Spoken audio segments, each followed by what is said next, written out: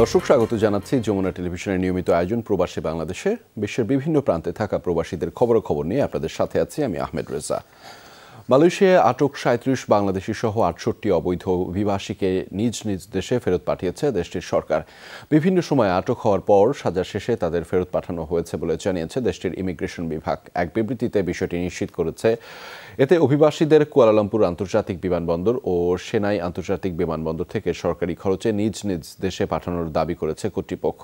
ফেরত পাঠানো অভিবাসীদের মধ্যে ৩৭ জন বাংলাদেশি, ১৪ চীনা, ১৫ ইন্দোনেশিয়ান ও নেপালি এবং থাইল্যান্ডের ২ নাগরিক সহ মোট ৬৮ জন রয়েছে। পাশাপাশি এসব অভিবাসীরা যাতে আর কখনো মালয়েশিয়ায় প্রবেশ না করতে পারে সেজন্য তাদের কালো তালিকাভুক্ত করা হয়েছে।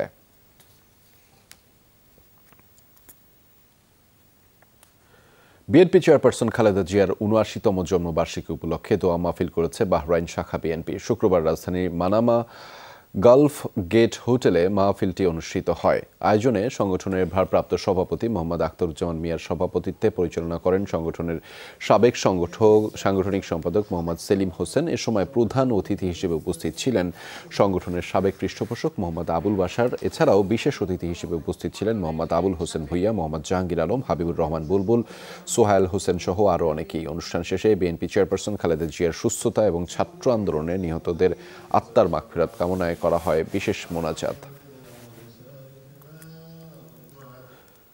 বিএনপি চেয়ারপারসন খালেদা জিয়ার ৭৯তম জন্মবার্ষিকী উপলক্ষে আলোচনা সভা ও দোয়া মাহফিল হয়েছে দক্ষিণ আফ্রিকায়। দেশটির টারফেইন্ট বয়জেন শাখা বিএনপির উদ্যোগে করা হয়েছে এই আয়োজন। রাজধানীর জোহান্সবার্গের স্থানীয় একটি রেস্টুরেন্টে অনুষ্ঠিত হয় আয়োজনটি। এতে সভাপতিত্ব করেন সংগঠনের সভাপতি এস.এম. শামীম রেজা। আয়োজনে প্রধান অতিথি হিসেবে উপস্থিত ছিলেন সংগঠনের উপদেষ্টা মমিনুল হক। এছাড়াও প্রধান বক্তা হিসেবে সভায় অংশ নেন সাবেক প্রতিষ্ঠাতা সভাপতি এ.কে.এম. আখতারুজ্জামান। সভায় আরও বক্তব্য রাখেন জহিরুল আলম তরুণ, মামুন আহমেদ, মীর হোসেন মিরু, সালাউদ্দিন সহ আরও অনেকেই। এ সময় দ্রুত নির্বাচনের মাধ্যমে দেশে গণতান্ত্রিক সরকার প্রতিষ্ঠার দাবি জানিয়েছেন বক্তারা।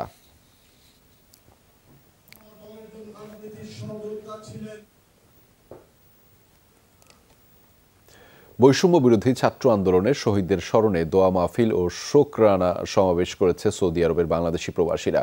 মদিনার সাতকানিয়া লোহাগড়া প্রবাসী পরিষদের উদ্যোগে করা হয়েছে এই আয়োজন, যাতে সভাপতিত্ব করেন সংগঠনের সভাপতি আবু তাহের সওদাগর আর পরিচালনা করেন সেক্রেটারি রেজাউল করিম। সভায় প্রধান অতিথি হিসেবে উপস্থিত ছিলেন বিশিষ্ট ইসলামী চিন্তাবিদ মাওলানা জাহাঙ্গীর আলম, বিশিষ্ট আলেমে দ্বীন ও মাওলানা গোলাম রসুল কমরি, পরিষদের প্রধান উপদেষ্টা শাহিদুল হক কাতেবি সহ অন্যান্যরা। এ সময় নবগঠিত অন্তর্বর্তীকালীন সরকার অভিনন্দন ও দ্রুততম সময়ে আইন শৃঙ্খলা পরিস্থিতি উন্নয়নে প্রত্যয় ব্যক্ত করেন বক্তারা। বঙ্গবন্ধু শেখ মুজিবুর রহমানের ৪৯তম মৃত্যুবার্ষিকী উপলক্ষে দোয়া মাহফিল অনুষ্ঠিত হয়েছে মধ্যপ্রাচ্যের দেশ কাতারে। রাজধানী দোহার একটি বাংলাদেশি রেস্টুরেন্টের সভাপতির আয়োজন করে কাতার শাখা আওয়ামী লীগ। সংগঠনের সভাপতি শফিকুল ইসলাম প্রধানের সভাপতিত্বে এটি পরিচালনা করেন যুবলীগ নেতা রবিউল ইসলাম জাহেদ। অনুষ্ঠানে বক্তব্য রাখেন আবু ইউসুফ বাবুল, শাহ আলম, মোহাম্মদ ইয়াসিন, মিল্টন ও কামাল উদ্দিন। এ সময় ৩০ আগস্ট সংগঠনের রক্তদান কর্মসূচি সফল করতে সকল প্রবাসীদের সার্বিক উপস্থিতি কামনা ব্যক্ত করেন বক্তারা। এমপি আনার হত্যা মামলায় ৮৭ দিন পর প্রথম চার্জশিট জমা দিল পশ্চিমবঙ্গ সিআইডি। শনিবার ১২০০ পৃষ্ঠার অভিযোগপত্র জমা দেওয়া হয় বারাসাত আদালতের মুখ্য দায়রা বিচারকের কাছে। চার্জশিটে জিহাদ হাওলাদার এবং সিয়ামের নাম রয়েছে। আরও বলা হয়েছে, বাকি অভিযুক্তদের খোঁজ ভারতীয় পুলিশের জানা নেই। ওই দুজন ভারতীয় পুলিশের কাছে বন্দী রয়েছে। হত্যাকাণ্ডের কারণ সম্পর্কেও কোনো তথ্য দেওয়া হয়নি চার্জশিটে। গেল ১২ই মে দর্শনা সীমান্ত দিয়ে কলকাতায় যান আনার। ১৫ই মে ব্যবসায়িক মিটিং করতে নিউ মার্কেটের একটি হোটেলে যান তিনি। ৩ দিন পর তাকে নিখোঁজ দাবি করে বরাহনগর থানায় একটি জিডি করেন তার বন্ধু গোপাল বিশ্বাস।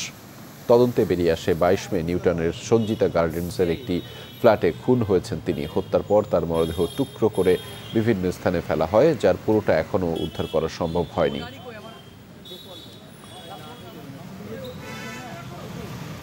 প্রথমে জিয়াদ হাওলাদার, পরে সাবসিকুয়েন্টলি মোহাম্মদ সিয়ামকে অ্যারেস্ট করে। এই অ্যারেস্ট করার পরে এদের কাছ থেকে অনেক তথ্য প্রমাণাদি পেয়েছে।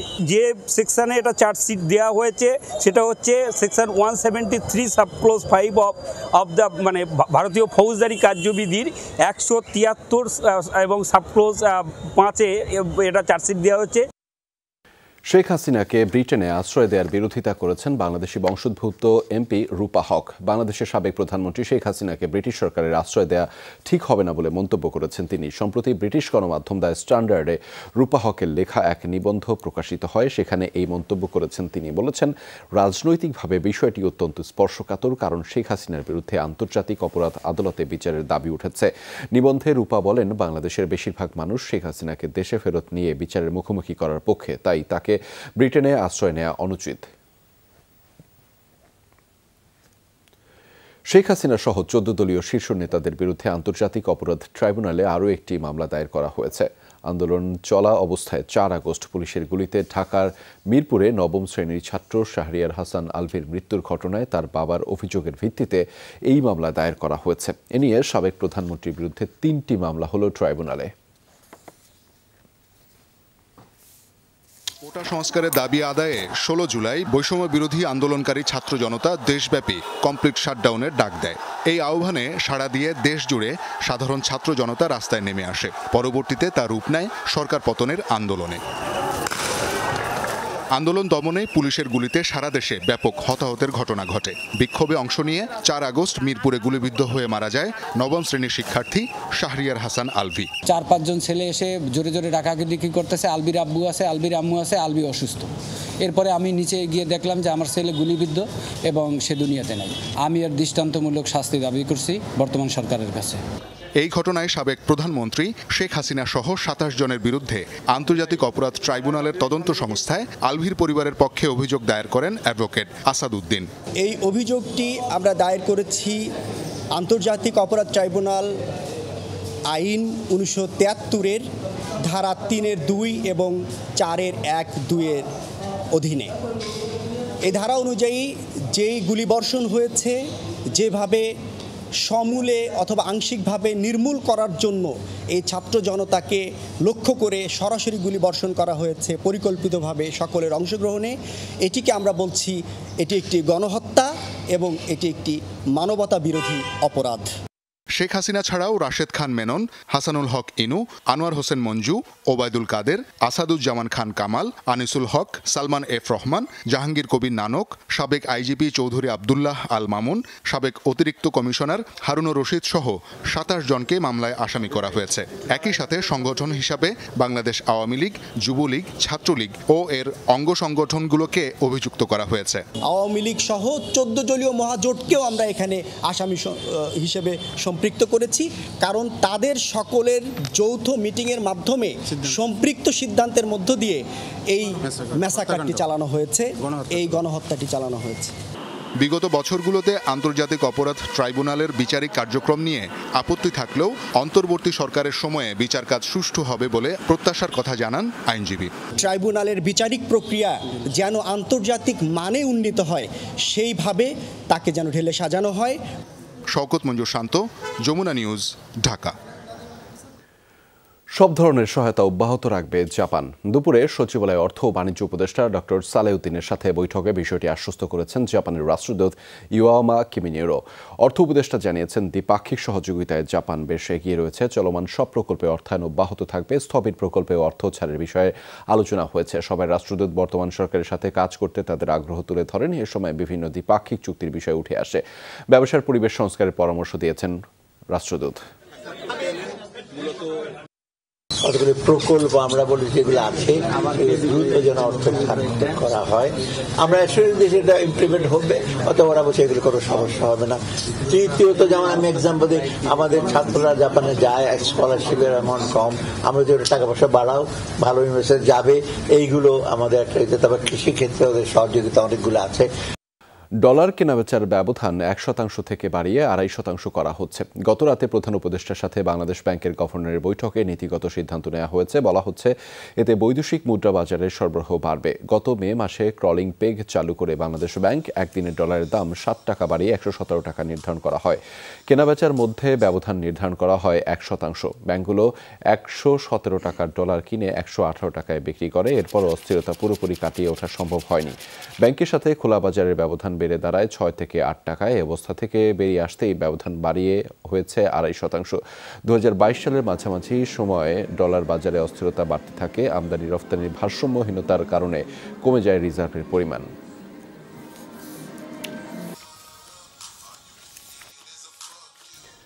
চিকিৎসক ধর্ষণ ও হত্যাকাণ্ড ইস্যুতে পদত্যাগের চাপ বাড়ছেই মুখ্যমন্ত্রী মমতার উপর। এবার স্বপ্রণোদিত হয়ে মামলা গ্রহণের ঘোষণা দিয়েছে সুপ্রিম কোর্ট।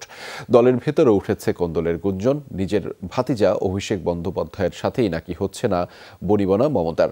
চতুর্মুখী চাপে শেষ পর্যন্ত গদি বাঁচাতে পারবেন কিনা তাই এখন আলোচনার বিষয়। নারী চিকিৎসক ধর্ষণ ও হত্যার ঘটনার 10 দিন পরও বিক্ষোভে উত্তাল পশ্চিমবঙ্গ। বিশাল এই গণজোয়ারে এক হয়েছে নানা শ্রেণী পেশার মানুষ। চিকিৎসক হত্যার এই আন্দোলন পশ্চিমবঙ্গের মুখ্যমন্ত্রী মমতা বন্দ্যোপাধ্যায়ের পদত্যাগের আন্দোলনে পরিণত হয়েছে বহু আগে। এই ইস্যুতে প্রতিনিয়তই চাপ বাড়ছে মমতার উপর। ধর্ষণ ইস্যুতে বরাবরই ভীষণ অবহেলা এই নেত্রীর। উঠেছে এমন অভিযোগও। যখনই কোনো ধর্ষণের ঘটনা হয় তিনি ভুক্তভোগীর পরিবারের সাথে যোগাযোগ করে তাৎক্ষণিকভাবে অর্থ দিয়ে বিষয়টি মীমাংসা করতে চান। ব্যাপারটা খুবই দুর্ভাগ্যজনক যে অপরাধীকে সাজা না দিয়ে একজন নারীর চরম অবমাননাকে তিনি অর্থ দিয়ে মিটিয়ে দিতে চান। এবার আরজিকর ইস্যুতে স্বপ্রণোদিত হয়ে মামলা গ্রহণের সিদ্ধান্ত নিয়েছে দেশটির সুপ্রিম কোর্ট। মঙ্গলবার মামলাটি গ্রহণের কথা রয়েছে প্রধান বিচারপতি ওয়াই চন্দ্রচূড়ের ডিভিশন বেঞ্চের। তিনি ছাড়াও আরও 2জন বিচারপতি থাকবেন সে বেঞ্চে। এছাড়াও গুঞ্জন উঠছে তৃণমূলের ভেতরে দেখা দিয়েছে কোন্দল। স্থানীয় গণমাধ্যমগুলো জানিয়েছে ভাতিজা অভিষেক বন্দ্যোপাধ্যায়ের সাথে দ্বন্দ্ব চরমে পৌঁছেছে মুখ্যমন্ত্রীর। এদিকে চলমান বিক্ষোভে যোগ দিয়েছে কলকাতার জনপ্রিয় 3 ফুটবল দল ইস্ট বেঙ্গল, মোহনবাগান ও মোহামেডান স্পোর্টিং ক্লাব। রোববার যুব ভারতীয় স্টেডিয়াম চত্বরে নামে 3 দলের সদস্য ও তাদের সমর্থক শুভাকাঙ্ক্ষীদের ঢল। আগে থেকেই আন্দোলনে একাত্মতা জানিয়ে আসছেন টালিপাড়ার অভিনেতা অভিনেত্রীরা। নতুন করে মাঠে নেমেছেন আরও অনেক তারকা। ইফফাতারা খন্দকার, যমুনা নিউজ। কুলাঙ্গার সন্তান জন্ম দিয়ে পাপ করেছেন এমন আক্ষেপ হতভাগ্য এক মায়ের। কলকাতায় নারী চিকিৎসক ধর্ষণ ও হত্যার ঘটনায় আটক হয়েছে তার ছেলে। নারী হয়ে নিজ সন্তানের দ্বারা আরেক নারীর চরম অবমাননার খবরে হতবাক বিপর্যস্ত তিনি। অসংলগ্ন কথাবার্তা হারিয়ে ফেলছেন বেঁচে থাকার সব স্পৃহাও। এই হাহাকার কলকাতার আরজিকর হাসপাতালে চিকিৎসক ধর্ষণের ঘটনায় অভিযুক্ত আসামির মায়ের। বেঁচে থাকাই এখন বিভীষিকা তার কাছে। ঈশ্বরের নামে শপথ করে বলেন বেঁচে থাকলে আজীবন মাথা নিচু হয়ে থাকবে তার। সারা জীবন ক্ষমা চাইবেন সবার কাছে। খুব ঠান্ডা স্বরে উচ্চারিত হলেও প্রতিটি বাক্যেই ফুটে ওঠে গভীর ক্ষত, বুক ফাটা আর্তনাদ। বলেন এমন সন্তান জন্ম দেয়াই তার জীবনের সবচেয়ে বড় ভুল।